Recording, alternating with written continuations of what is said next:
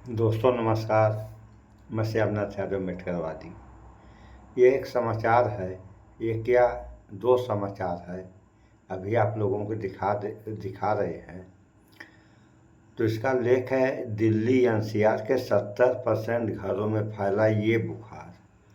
अब कौन सा बुखार है, इसके बारे में थोड़ा सा आप लोग इस वीडियो में देख लें, फिर आगे कुछ बात हो। में आपका देखिए। स्वागत है। मैं हूं सौरभ शुक्ला। अभी हम सब लोग, ज्यादा लोग दिल्ली एनसीआर में रहते हैं या देश के किसी भी कोने में हो, और खासकर दिल्ली एनसीआर में एक तरीके का बुखार चल रहा है।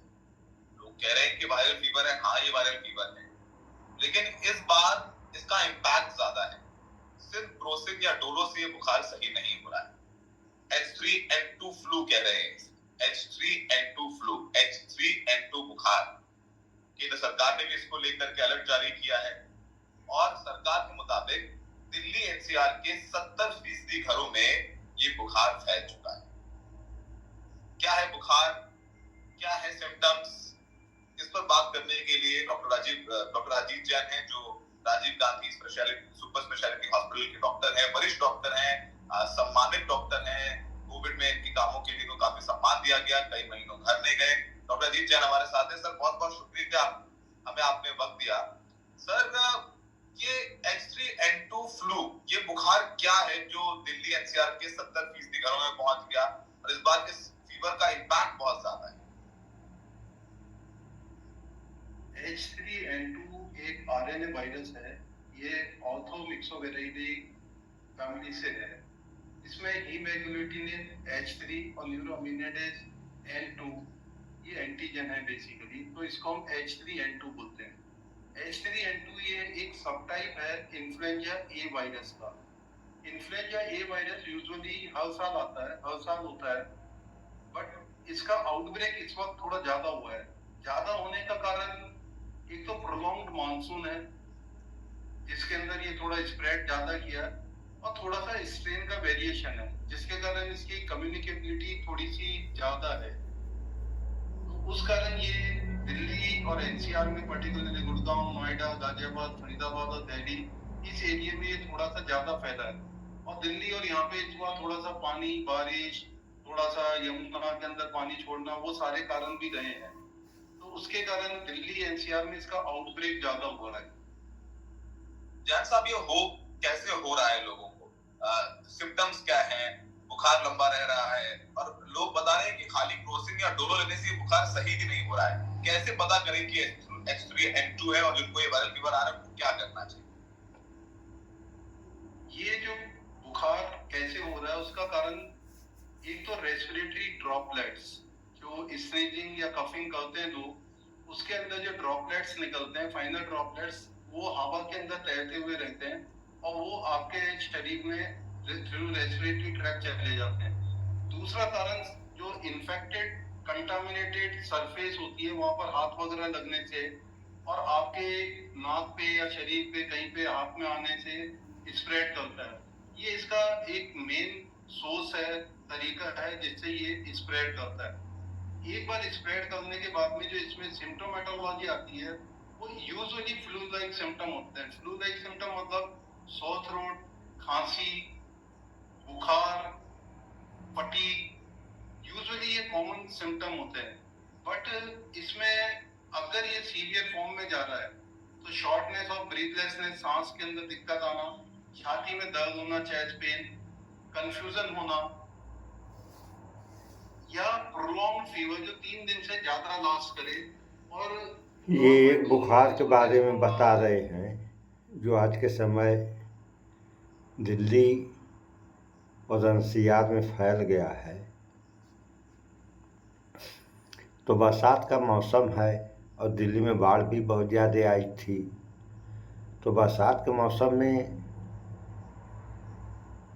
कोई भी बीमारी, अगर आदमी किसी बीमारी से ग्रसित है, जैसे शुगर वगैरह या बड़ी बीमारी जो भी है, तो बरसात के सीज़न में इंसान अगर मरीज है तो ज़्यादा परेशान होता है।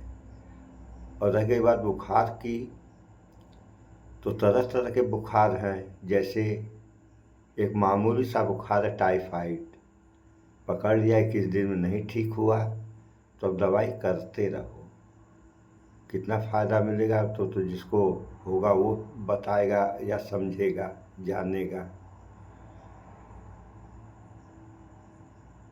उसके बाद एक समाचार और दिखा रहे हैं आप लोगों को।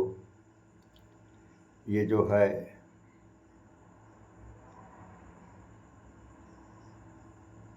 ये कौन सी पार्टी है जिसके नेता ओपी राजभर हैं, तो इनकी तबीयत खराब हो गई थी, तो बहरहाल ठीक हुई। तो इस बारे में तो थोड़ा सा आप लोग देख लें। देखिए। नमस्कार।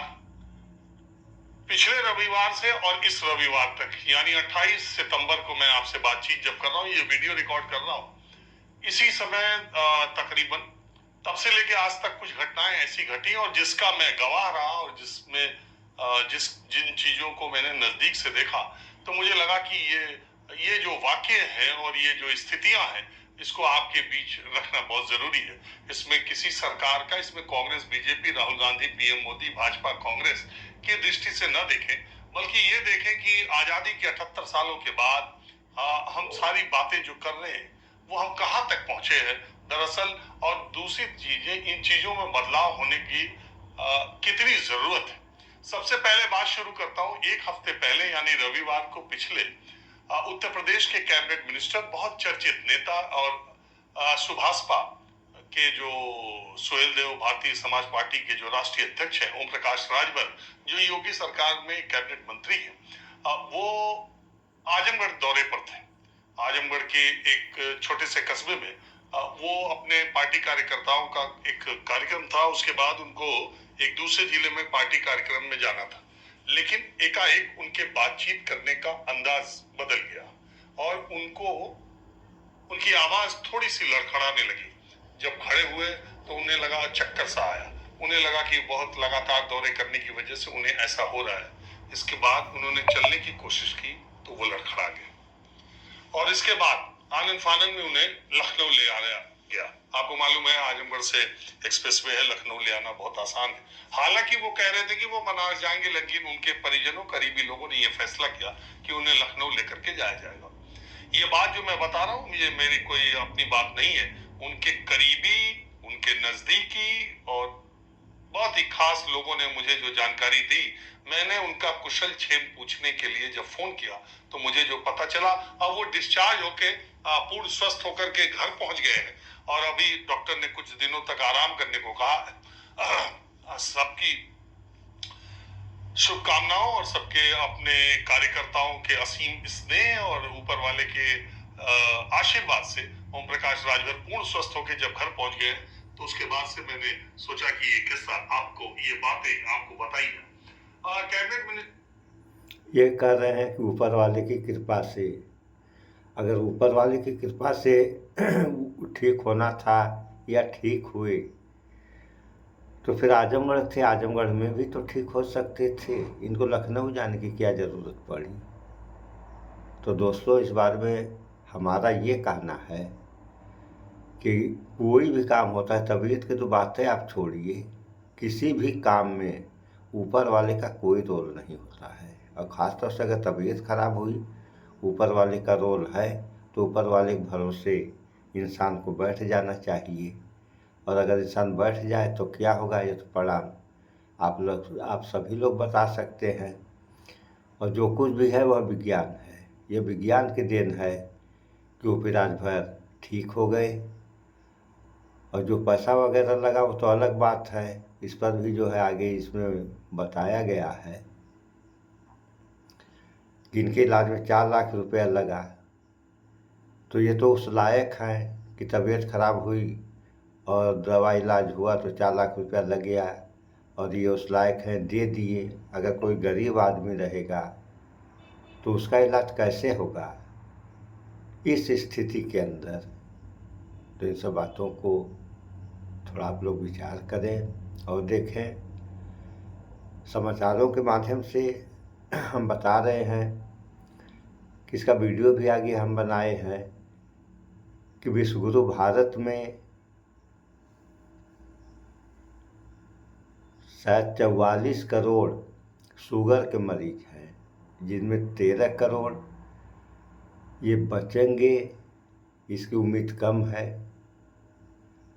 और कुछ समय पहले जब प्रधानमंत्री इंडोनेशिया कहाँ से चीता मंगवाए थे, तो पेपर वालों ने ये जिसे दलाल मीडिया कहा जा रहा है आजकल, गोदी मीडिया, ये जो है एक समाचार चलाया था कि शेर चीता लाया। और जो शेर चीता जिस गांव में लाया, अगर इस दुनिया का नहीं तो इस देश का सबसे बड़ा कुपोषित गांव वही है।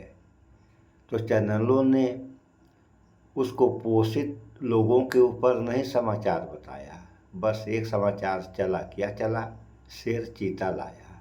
अरे ऐसा चीता लाने से क्या फ़ायदा इस देश और देश की जनता को, कि जनता तरह तरह के रोगों से ग्रसित और परेशान है। रोगों पर ध्यान देना चाहिए सारे लोगों को, जो रोगी हैं उन्हें, जो रोगी नहीं हैं उन्हें भी, और विशेष रूप से सरकार को, क्योंकि स्वास्थ्य का जिम्मा सरकार के हाथ में रहता है, दवाई वगैरह सरकार उपलब्ध करवाती है।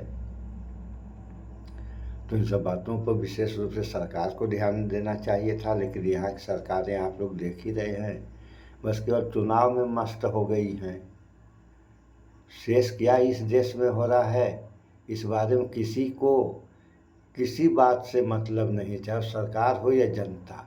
जनता भी सरकार में डूब गई है। सरकार की तो बातें छोड़ें आप लोग, सरकार तो जो है केवल हमारी सरकार रहे पूरे देश में, हमारी हुकूमत चले, इन सबों में मस्त है।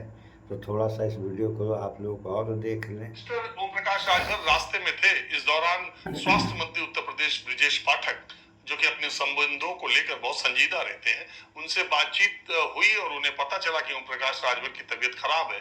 वैसे भी ब्रिजेश पाठक और ओम प्रकाश राजभर में रिश्ते अच्छे हैं। वो खुद उन्होंने कहा कि आप लोग राम मनोहर लोहिया हॉस्पिटल आइए। आपने तस्वीरों में भी देखा होगा कि ओम प्रकाश राजभर को व्हील चेयर पर बैठाकर उत्तर प्रदेश के कैबिनेट मंत्री, उप मुख्यमंत्री, स्वास्थ्य मंत्री ब्रिजेश पाठक राम मनोहर लोहिया अस्पताल जो गोमती नगर में है उसमें एडमिट कराने के लिए ले जा रहे हैं। बात तो यहां तक ठीक थी, लेकिन मुश्किल से 2-2.5 घंटे राम मनोहर लोहिया में रहने के बाद ओम प्रकाश राजभर के परिवार के लोग, उनके करीबी लोग, उनकी पार्टी के लोग, उनके नजदीकी लोगों ने यह फैसला किया कि राम मनोहर लोहिया हॉस्पिटल से तुरंत निकालकर उन्हें मैदान तक ले जाया जाए। मुझे मिली जानकारी के मुताबिक जब ब्रिजेश पाठक, रविवार का दिन था, जब ब्रिजेश पाठक वहां पर पहुंचने का दिन था, वहां पर सारे सरकारी अधिकारी, कर्मचारी, जो भी अस्पताल से जुड़े जिम्मेदार लोग थे, वो आला वाला लगाकर अपना स्वास्थ्य मंत्री के दौरे के समय जैसे तैयार रहते हैं वहां वो रहे और उन्होंने अपनी पूरी संजीदगी दिखाई। और जैसे ही स्वास्थ्य मंत्री 1.5-2 घंटे बाद चले गए, और ये जानकारी मैं ओम प्रकाश राजभर के करीबी लोगों, बहुत ही करीबी लोगों से बातचीत के आधार पर बता। 1 घंटे के बाद जब स्वास्थ्य मंत्री वहां से चले गए, इसके बाद जैसे होता है कि मरीज की तबीयत ठीक नहीं, उनको ब्रेन स्ट्रोक हुआ था। और एक बात और मैं बता दूं, उनके करीबी लोगों ने जो मुझे बताया, उन्होंने कहा जैसा कि उत्तर प्रदेश के पूर्वांचल में और गाजीपुर, आजमगढ़, बलिया, बहराइच, बलिया, गाजीपुर, बलिया, आजमगढ़, मऊ और बिहार के कुछ इलाकों के इतने जानकार हेल्थ के डिपार्टमेंट के या स्वास्थ्य के, वैसे तो अब यूट्यूब के जरिए और सोशल मीडिया के जरिए पूरे देश में ही लोग स्वास्थ्य के एक्सपर्ट और स्वास्थ्य के बारे में बहुत जानकारी रखते हैं। उनके परिवार के लोगों ने मुझे बताया कि उन्हें बीपी की प्रॉब्लम थी और ऐसे ही किसी राह चलते व्यक्ति ने कुछ ऐसी सलाह दे दी कि आपको बीपी की दवा बिल्कुल नहीं खानी चाहिए, आपको ये जड़ी बूटियां, आयुर्वेद और क्या क्या उपयोग करना चाहिए। और इस वजह से ओम प्रकाश राजभर मंत्री जी ने 2 महीने से बीपी की दवा खाना छोड़ दिया था। तो पहली तो मैं आप लोगों से, जो मेरा कार्यक्रम देख रहे हैं, अगर आप ब्लड प्रेशर की दवा खाते हैं तो आप किसी के बहकावे में ना आए, अपने फिजिशियन से पूछे बगैर और लगातार बीपी की मॉनिटरिंग किए बगैर अगर आपने बीपी की दवा छोड़ दी तो आप किसी के साथ भी बहुत बड़ी दुर्घटना हो सकती है। मैं व्यक्तिगत बात सही है इनकी, अगर दवा आप खा रहे हैं या कोई भी आदमी दवा खा रहा है, कोई भी दवा खा रहा है, दवा दवा होती है। बस फ़र्क ये है कि सारी दवाएं अपने अपने हिसाब से काम करती हैं। जैसे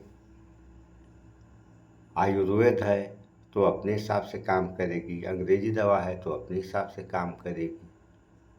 फ़ायदा सारी दवाओं से मिलता है, चाहे वो आयुर्वेद हो या अंग्रेजी हो या होम्योपैथ। दवाएं तो सारी फ़ायदा देती हैं, लेकिन आयुर्वेद में ऐसा लोगों का मानना है, हमारा भी मानना है कि आयुर्वेद बीमारियां लगभग जड़ से ख़त्म कर देती हैं और शेष दवाओं में ये गुण नहीं है जो आयुर्वेद में है। और थोड़ा सा और आप लोग देख लें इस वीडियो को, उसके बाद वीडियो भी थोड़ा लंबी हो रही है, अभी दिखा रहे हैं, अभी देखिए आप लोग। बड़े डॉक्टर से इस बारे में बातचीत की है और मैं खुद बीपी का पेशेंट हूँ, मुझे बीपी है और मैं हाई बीपी की दवा खाता हूँ पिछले कुछ वर्षों से, और मैंने आज तक गैप नहीं किया। मैंने भी जानकारी ली, किसी भी डॉक्टर ने ये बात नहीं कही। उन्होंने कहा कि बीपी का एक तो सबसे पहले रेगुलर मैनेजमेंट होना चाहिए, मेजरमेंट होना चाहिए, और दूसरे बीपी की दवा एक बार शुरू हो जाए तो उसको तब तक नहीं छोड़ना चाहिए या बीच में नहीं छोड़ना चाहिए जब तक आपका फिजिशियन, आपको जिसने डॉक्टर ने दवाई लिखी है, वो ये बात न कहे। तो ओम प्रकाश राजभर ने, हालांकि वो इतने बड़े नेता हैं, पार्टी के सर्वे सर्वा है, उन्हें इस तरह का एहतियात में कमी नहीं बरतनी चाहिए, लापरवाही नहीं बरतनी चाहिए। बावजूद इसको जो जानकारी मुझे उनके बहुत करीबी लोगों ने कही, उन्होंने बीपी की दवा खानी छोड़ दी थी, और शायद ये जो तबीयत उनकी खराब हुई है, उनकी इसी लापरवाही की वजह से हुई। वैसे भी वो रैलियां और दौरे, और चूंकि अपनी पार्टी के वही सब कुछ है, तो वो बहुत ज्यादा प्रेशर लेते भी। बहरहाल मैं आता हूँ। अरे ये लोग कितना लोड लेते हैं तो पूरा देश जानता है। खेत तो खनना नहीं है, गाड़ी से घूमना है। मंच पे पहुंच गए, आधा घंटा 1 घंटा अपना भाषण दे दिए, यही इन लोगों का काम है। और क्या करते हैं ये लोग? अच्छे खाना खाते हैं, अच्छे कपड़े पहनते हैं, अच्छा रहन सहन है, और उसके बाद भी हालत ये है इन लोगों की। तो जब ऐसे लोगों की ऐसी हालत है तो गरीबों का क्या होगा? गरीब किस स्थिति में जी रहे होंगे इस देश में, जी रहे हैं? सो इन सब बातों पर विचार करें आप लोग। वीडियो लंबी हो गई, सो इस वीडियो में इतना ही। भाईचारा बना के रहें, स्वच्छता अपनाएं, शुद्ध खाएं, स्वस्थ रहें, शिक्षित बने। जय विज्ञान, जय संविधान, नमस्कार।